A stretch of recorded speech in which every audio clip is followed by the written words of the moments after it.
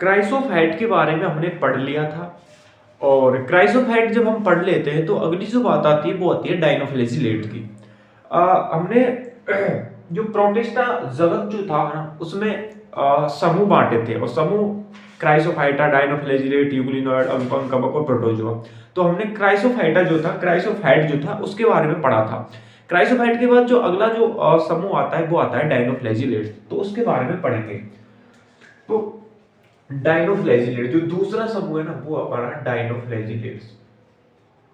Dinoflagellate dinoflagellate लाला dinoflagellate जो समूह होता है इसमें कैसे जीवधारी आते हैं या कैसे जीव आते हैं उस चीज को अपन देखेंगे। देखिए डायनोफ्लैजिलेट जो होता है इसमें, या ऐसे कर सकते हैं, इस समूह में या इस समूह में कैसे कर सकते हैं। डायनोफ्लैजिलेट की अगर हम बात करें तो इसमें इस समूह में मुख्यतः समुद्री,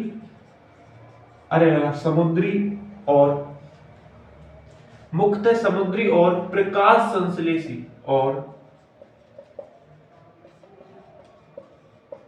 प्रकाश संश्लेषी जीव आते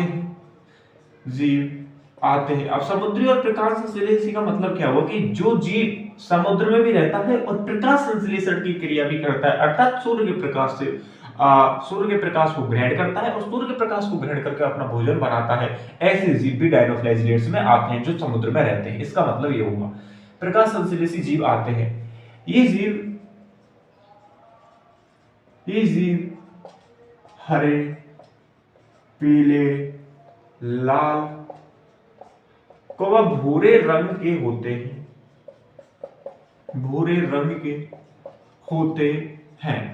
हरे, पीले, लाल व भूरे रंग के होते हैं। कौन से जीव? डायनोफ्लैजिलेट्स में आने वाले जीव। डायनोफ्लैजिलेट जो होते हैं ना, इनकी कोशिका या इन जीवों की कोशिका व्यक्ति के ऊपर इनकी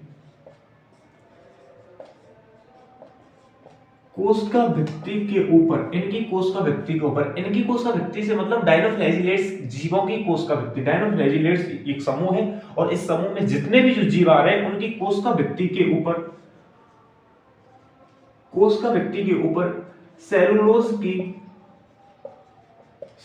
की एक कड़ी पट्टिका पाई जाती है। एक कड़ी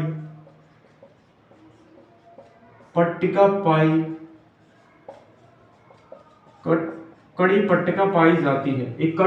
पाई जाती है। लला इनकी कोशिका व्यक्ति के ऊपर एक कड़ी पट्टिका पाई जाती है और वो कड़ी पट्टिका जो पाई जा रही है वो सेलुलोज की पाई जा रही है। इतनी सी बात आपने डन की।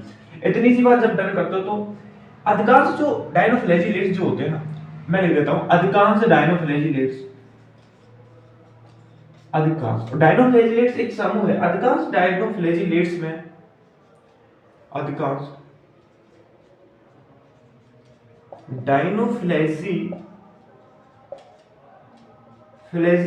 अरे लल्ला किसमें? अधिकांश डायनोफ्लैजिलेट्स में क्या होता है? अधिकांश डायनोफ्लैजिलेट्स जो होते हैं इनमें दो कसाव पाए जाते हैं या दो कसाविका पाई जाती है। आप कसाव लिख लेना, ज्यादा बेटर रहेगा। अधिकांश डायनोफ्लैजिलेट्स में दो कसाव पाए जाते हैं।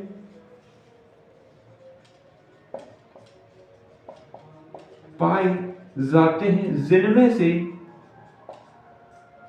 एक कसाव जो होता है ना, जिनमें से एक कसाव जो है ना वो एक कसाव जो होता है वो आप करो लंबवत। एक कसाव जो होता है वो लंबवत तथा दूसरा जो कसाव होता है ना, दूसरा कसाव अनुप्रस्थ होता है। दूसरा कसाव जो होता है वो अनुप्रस्थ होता है। क्या होता है लला? अनुप्रस्थ होता है। लला मैंने बताया पहले कि प्रोटिस्टा जो जगत जो होता है इसमें आने वाले जो जीव होते हैं, आने वाले जो समूह होते हैं, उस समूह में आने वाले जो जीव होते हैं इनमें कसाव या पश्चिमाव उपस्थित होता है, जिसके कारण ये गति करते हैं। प्रोटिस्टा जगत का जब मैंने इंट्रोडक्शन बताया था मतलब और कसाव पाए जा रहे हैं जिनमें से एक कसाव कैसे पाया जा रहा है, लंबवत, और दूसरा कसाव अनुप्रस्थ पाया जा रहा है। अब लंबवत और अनुप्रस्थ का मतलब क्या है, देखिए लंबवत तो आप देख सकते हैं ऐसे बिल्कुल स्ट्रेट लाइन जो होती है ये होता है लंबवत। और अनुप्रस्थ की अगर अपन बात करें तो अनुप्रस्थ का मतलब हो गया, अनुप्रस्थ का जो मतलब होता है वो हो गया जैसे कि अपन ये अक्ष है अपन का, और इस अक्ष से ऐसे लहरदार होता है, ये होता है अनुप्रस्थ। या फिर ये ऐसे हो सकता है, या फिर ये ऐसे हो सकता है, ये ऐसे हो सकता है, ऐसे हो सकता है। और डायनोफ्लैजिलेट्स का एक आपके एनसीईआरटी में एक चित्र दे रखा है, वो ये दे रखा है, देखिए इस चित्र में जो ये बगल में होके ये लिख रहा है ना सांप सा, ये जो लहर है ये होती है अनुप्रस्थ कसाव, जिसके द्वारा ये गति करते हैं डायनोफ्लैजिलेट। ये देखिए चित्र में जो दिखाई दे रहा है आपको, ये जो लहरदार दिखाई दे रहा है ना, यही है, ठीक है।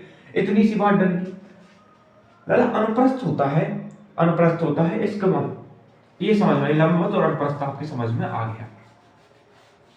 डायनोफ्लैजिलेट्स में दो कसाव पाए जा रहे हैं जिनमें से एक कसाव जो होता है वो लंबवत तथा दूसरा कसाव जो होता है वो अनुप्रस्थ होता है। लला डायनोफ्लैजिलेट जो होते हैं ना,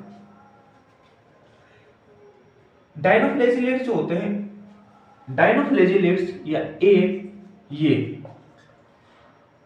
इनकी जो संख्या होती है ना, ये सूर्य का प्रकाश ग्रहण कर, लाल डायनोफ्लैजिलेट्स ऐसे रखना, लाल डायनोफ्लैजिलेट्स जो होते हैं, लाल डायनोफ्लैजिलेट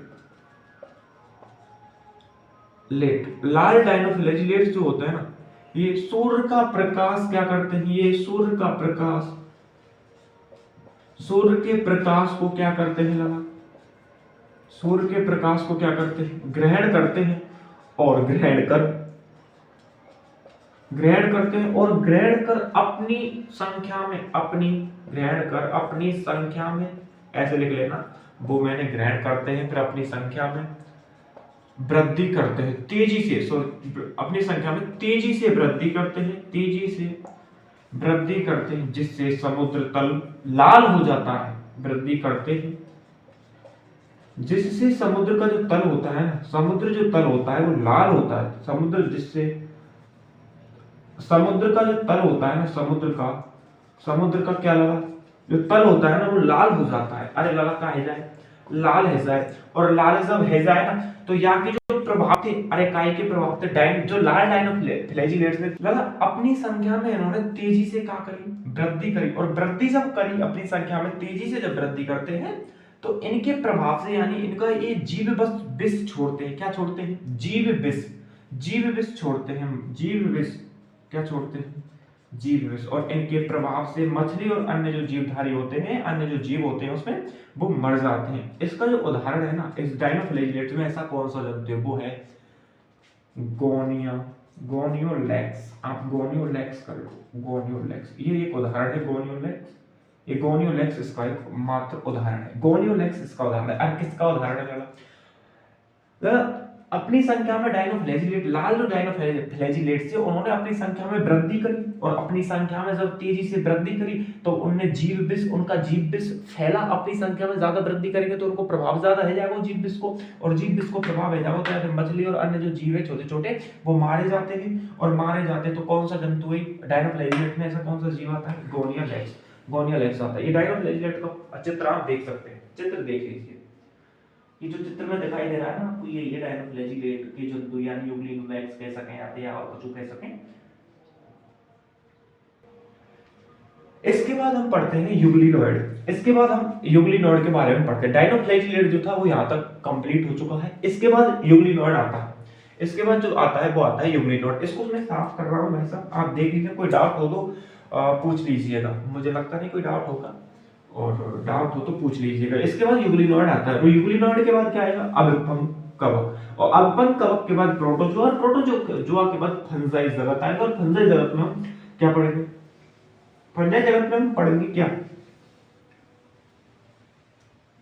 फंजाई जगत में हम पढ़ने के बाद फिर कौन सा जगत आएगा, प्लांटी आएगा, और प्लांटी जगत के बाद क्या आएगा, एनिमेलिया, और एनिमेलिया में कुछ हम पढ़ने के बाद, और प्लांटी जगत में कुछ पढ़ने के बाद ये चैप्टर खत्म हो जाएगा। और ये चैप्टर जब खत्म हो जाएगा तो लाला क्या पढ़ेंगे हम, अरे बच्चा क्या पढ़ेंगे, इस चैप्टर के खत्म हो जाने के बाद हम पढ़ेंगे वनस्पति जगत। अरे कौन सा जगत पढ़ेंगे, प्लांट किंगडम, कौन सा जगत पढ़ेंगे लगा, वनस्पति जगत, डायवर्सिटी ऑफ प्लांट किंगडम, वनस्पति जगत की विविधता पढ़ेंगे, क्या पढ़ेंगे, वनस्पति जगत की विविधता पढ़ेंगे, डायवर्सिटी ऑफ प्लांट किंगडम। ठीक है दादा, अगली जो बात आती है, तीसरा जो भाव है हमारा, जो समूह भाव है या प्रोटिस्टा जगत में, वो भाव है यूग्लिनॉइड। यूग्लिनॉइड भाव है। तो यूग्लिनॉइड का ही समूह है यूग्लिनॉइड, और यहाँ में जंतु आम है, जैसे फॉर एग्जांपल यूग्लिना ले लो आप। तो यूग्लिना जो है ना, अब इस समूह जो है ना, इस समूह, अब ये समूह में जो जीव आ रहे हैं उनमें क्या क्या लक्षण होते हैं, उन लक्षणों को अपन देखिएगा। अब भाई यूग्लिना की अगर अपन बात करें, इस हालांकि ये समूह है और इस समूह में एक जीव है यूग्लिना, इसी में आता है। तो यूग्लिना के लक्षणों के आधार पर इस जगत की इस समूह की हम डेफिनेशन भी दे सकते हैं। तो भाई इसमें आने वाले अधिकांश जो जंतु होते हैं ना, इसमें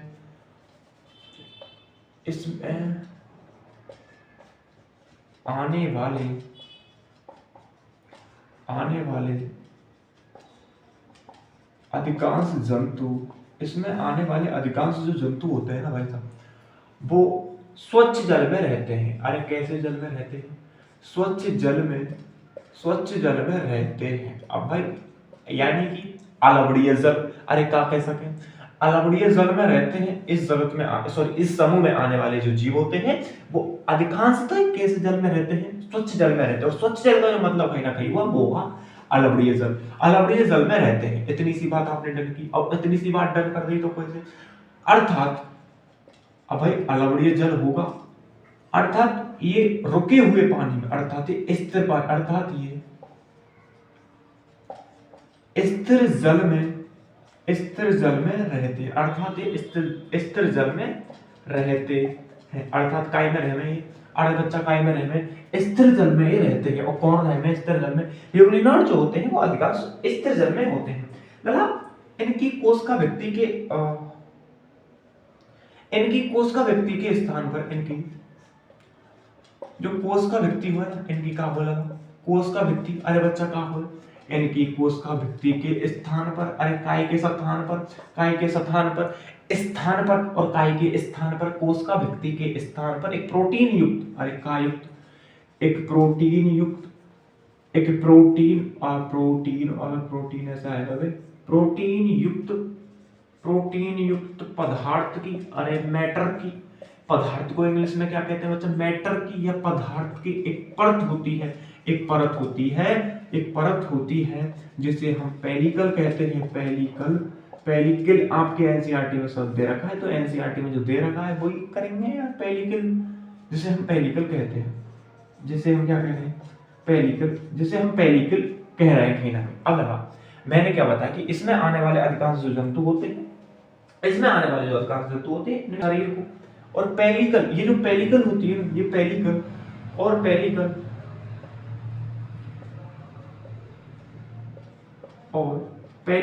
लिख सकते हैं यार, गलत नहीं होगा।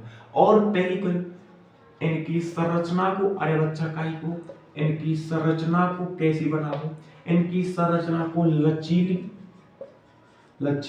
अब लचीली को मतलब क्या है, लचीली बनाती है, अरे क्या करती है, बनाती है। लचीली का मतलब आपके समझ में आ गया कि नहीं है। ये हमारी जीभ कैसी है, हमारी जीभ नहीं, मैंने भैया जीभ ना बोलो, मैंने बोलो है जीभ, अरे क्या बोलो है जीभ।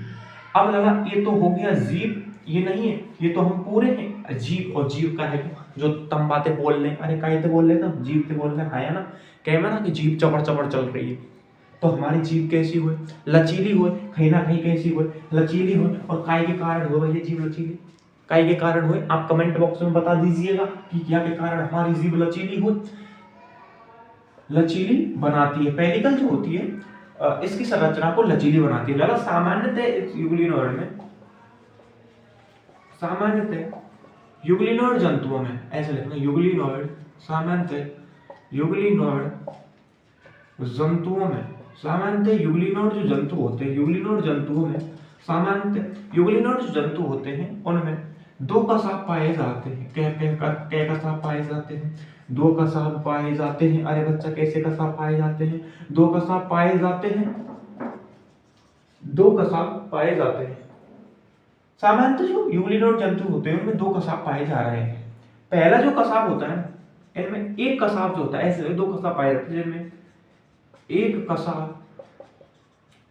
कसाब छोटा तथा दूसरा कसाब जो होता है, दूसरा कसाब आर्यभक्षक का दूसरा कसाब जो होता है वो छोटा होता है, छोटा होता है।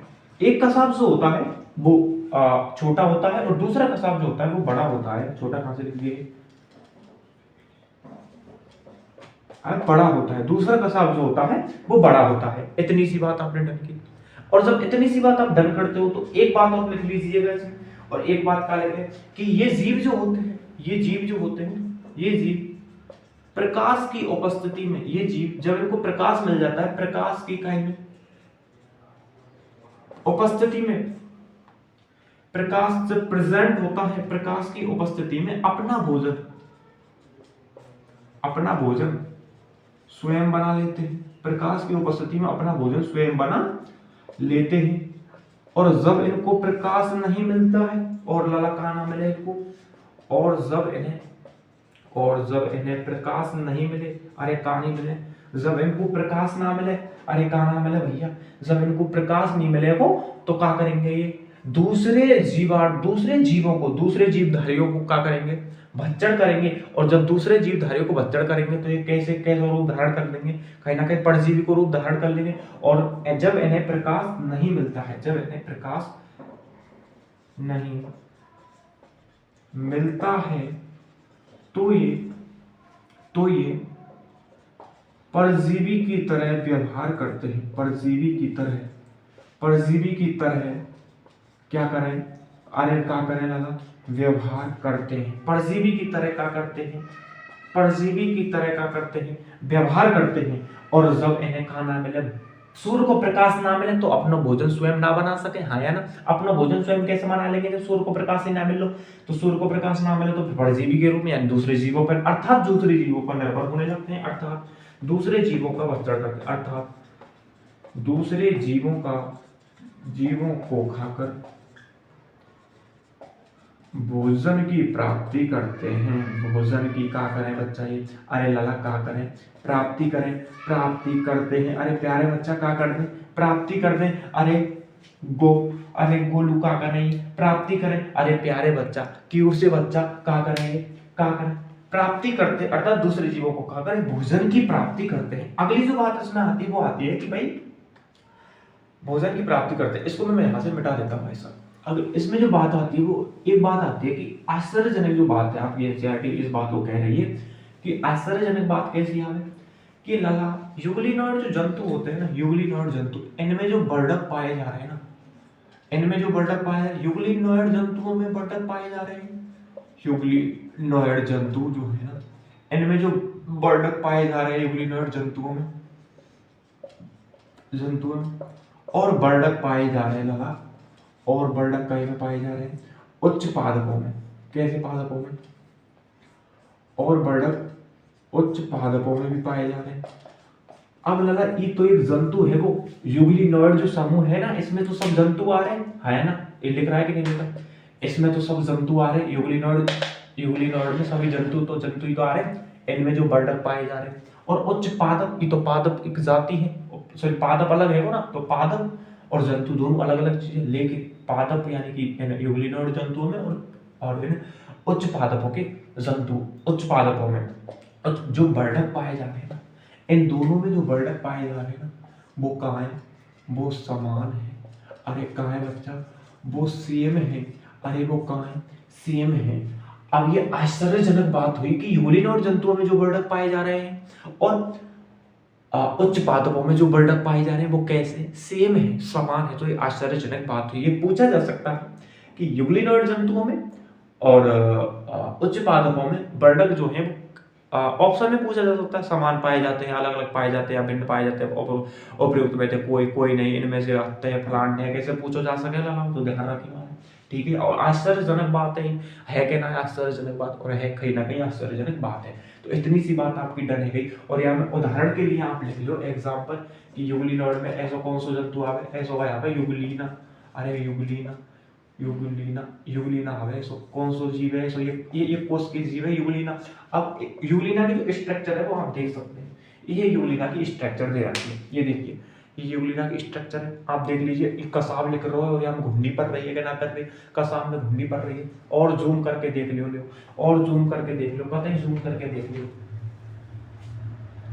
ये देख सकते हैं आप, देखिए घुंडी इसमें पड़ रही है और एक बिल्कुल लंबा और मतलब अजीब है भाई साहब। ठीक है जी, और एक कसाब छोटा हो, एक कसाब बड़ा हो। अब नेक्स्ट क्लास जो होगी वो आपकी कल होगी, और नेक्स्ट क्लास में हम क्या पढ़ेंगे, नेक्स्ट क्लास में कौन कौन सा रहेगा, अभिपंग कवक और प्रोटोजोआ। हाँ प्रोटोजोआ, अगली क्लास कल होगी। मस्ती रहिए, सुस्त रहिए, आराम से पढ़िए, चिल करिए। ठीक है जी, डन, इतनी सी बात।